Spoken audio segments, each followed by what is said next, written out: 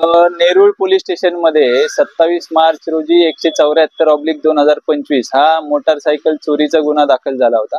त्याच्यामध्ये नेरूळ पोलीस स्टेशनचे दोन्हीचे डीबी अधिकारी PSI ठाकरे आणि PSI बच्छाव या दोन्ही टीम या मोटारसायकलच्या तपासामध्ये होते। गेले 15 दिवस आपण टेक्निकल अनालिसिस तसेच गोपनीय बातमीदार यांच्याकडून माहिती घेतलेली होती आणि त्याच्यामध्ये टाटानगर झोपडपट्टीमध्ये काही संशयित आरोपी राहतात याची माहिती मिळाल्यानंतर आपण तिथे ट्रॅप लावला होता। या ट्रॅप मध्ये आपल्याला 2 आरोपी मिळून आले होते आणि ते दोन्ही आरोपी विधी संघर्ष बालक आहेत।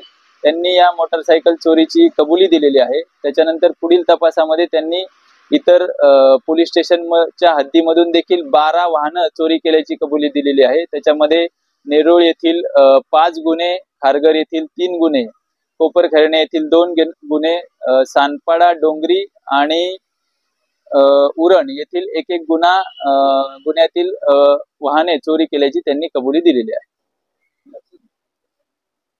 याच्यामध्ये आपण तपासामध्ये जी काही माहिती मिळालेली आहे त्यानुसार जॉय रायडिंग करता म्हणजे गाडी चोरायची आणि पेट्रोल आहे तोपर्यंत ती वापरायची आणि तिथे ती टाकून द्यायची, अशा पद्धतीने त्यांची मोडस होती आणि त्या पद्धतीने आपण या 13ही वाहने रिकव्हर केलेली आहेत। त्याच्यामध्ये सध्या जे 2 आरोपी मिळालेले आहेत ते विधी संघर्ष बालक आहेत। सध्या तरी 2च आहेत।